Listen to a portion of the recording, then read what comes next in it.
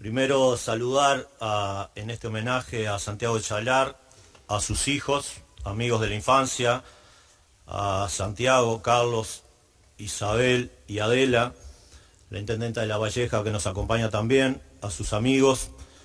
Y es con mucho placer que me sumo en este homenaje a los 80 años de su nacimiento, este recordatorio de quien sin ser de Minas de nacimiento lo fue por adopción y trajo a nuestro departamento su canto, su arte y su aporte cultural para así desde las sierras trascender incluso más allá de fronteras. Carlos Paraví Salaberry, artísticamente conocido como Santiago Chalar, como se decía, nace en Montevideo en septiembre 25 de 1938 y fallece el 21 de noviembre de 1994 con 56 años de edad. Médico traumatólogo, poeta, compositor, músico y cantante uruguayo, alternó los estudios de medicina con la guitarra. Como se dijo anteriormente, el seudónimo de Santiago lo eligió en homenaje a un amigo, fallecido en un accidente de aviación, y Chalar por el apellido de sus antepasados. Su carrera artística logró obtener numerosos premios, discos de platino y discos de oro, y es considerado como uno de los principales folcloristas uruguayos. Se casó con Adela Martínez Graña, a quien conocí en algunas oportunidades estudiando con su hijo Santiago y con Carlos en su casa, y como decía anteriormente, 4 hijos, Adela, Carlos, Santiago e Isabel.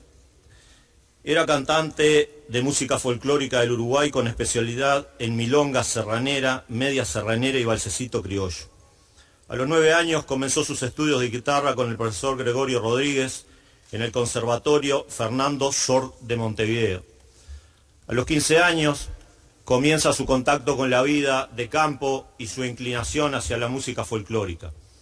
En esta nueva etapa, en la que también es instruido por el profesor de Conservatorio Gregorio Rodríguez, interpreta música propia o compuesta por otros autores, incursionando en las corrientes musicales de la frontera uruguayo-brasileña. Posteriormente se destaca la influencia que obtiene de Atahualpa Yupanqui, de cual toma parte de su repertorio.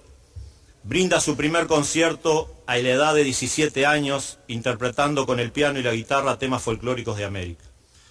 En 1958 conoció a Osiris Rodríguez Castillo, hecho que marcó su definitiva asimilación de los ritmos autóctonos uruguayos. Y en 1961 grabó su primer disco de doble duración, obteniendo el premio como mejor interpretación del año por la canción Gurí Pescador, dado por la Cámara del Disco. En la primera década de 1960 grabó sus 2 primeros long play y posteriormente detuvo su producción discográfica, como se decía anteriormente, para dedicarse a sus estudios de medicina. Y en ese periodo participó ocasionalmente en festivales en Uruguay y Argentina, destacándose el auspicio que recibió por parte del Sodre para realizar un ciclo de conciertos por el interior del país, para representar a Uruguay en el Festival Mundial del Folclore, realizado en el marco de los Juegos Olímpicos de México 68. En 1974 llega a la ciudad de Minas, trabajó varios años en el Hospital Vidal y Fuentes. En ocasiones, cuando trataba con enfermos muy convalecientes o deprimidos, tomaba su guitarra y le cantaba canciones para animarlo.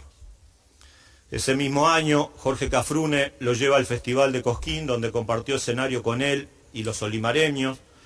Participó en todos los festivales de música del Uruguay y en muchos festivales internacionales: Brasil, Argentina, Paraguay, Ecuador, México, Estados Unidos, España, esto sin interrumpir su carrera médica.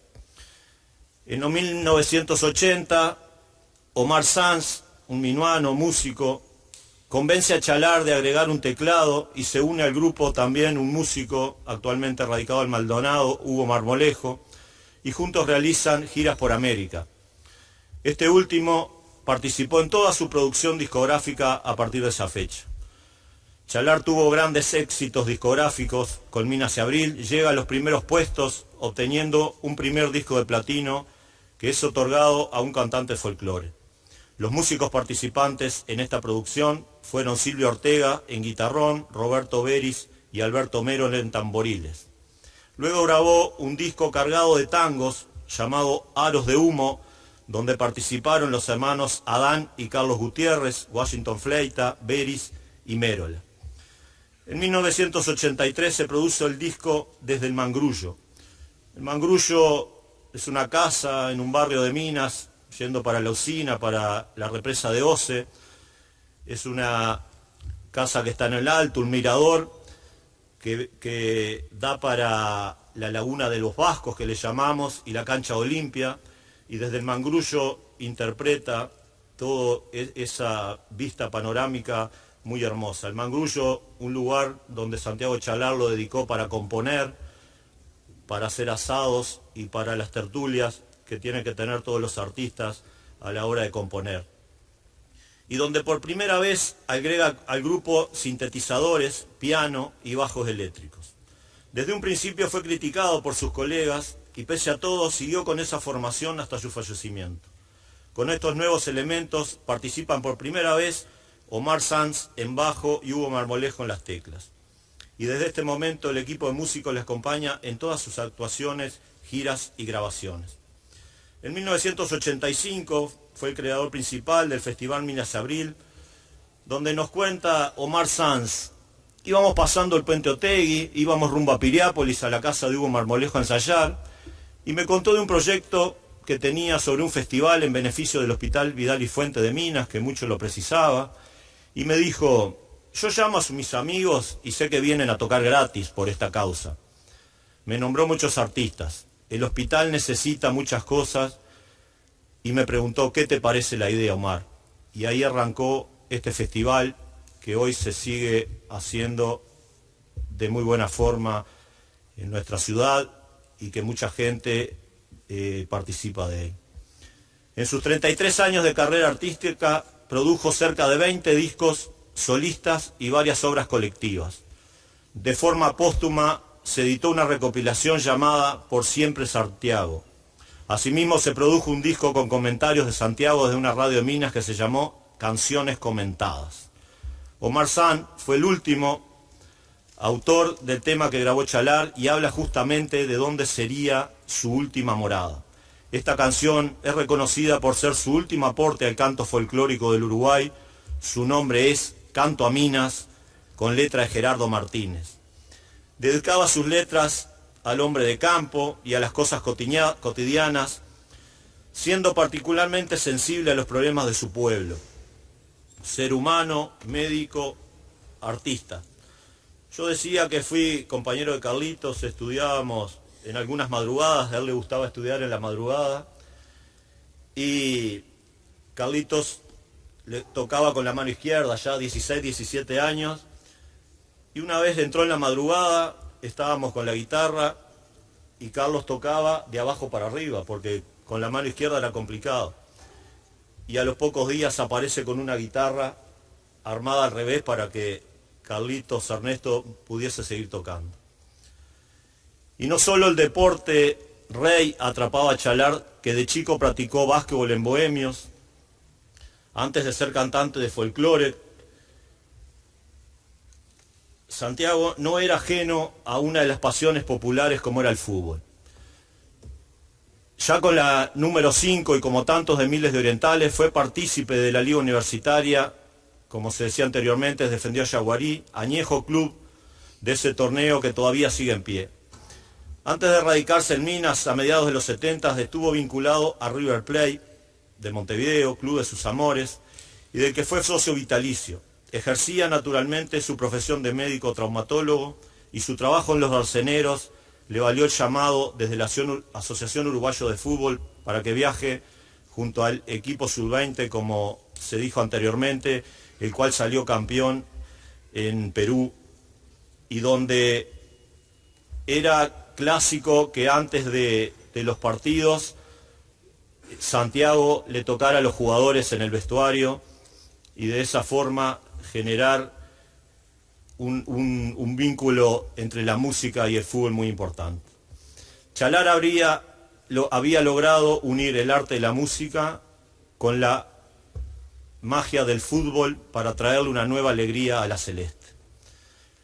Las canciones más populares de Santiago Chalar muchos las conocen, Minas y Abril, Cuando empieza a amanecer, Pida patrón, Canto al caballo, Serranera del Templado, Punta Ballena, Al hombre bueno, La tropilla, El relincho, Hombre con H, Canto a Minas, Atadito, Coronilla, De ese caballo. Hay mil anécdotas, me contaba Omar Sanz, que fue uno de los que más estuvo con él, pero por allá por el año 80 tenían un grupo musical que se llamaba Voz Populi, y esto un poco pinta la forma de ser de Santiago Chalar y cómo se vinculaba en la ciudad. El grupo Voz Populi, gracias a él, pudo grabar el primer LP en un estudio Sondor de Montevideo. Y por esa época, contaba Sanz, se realizaba en Canal 10 la revista Estelar.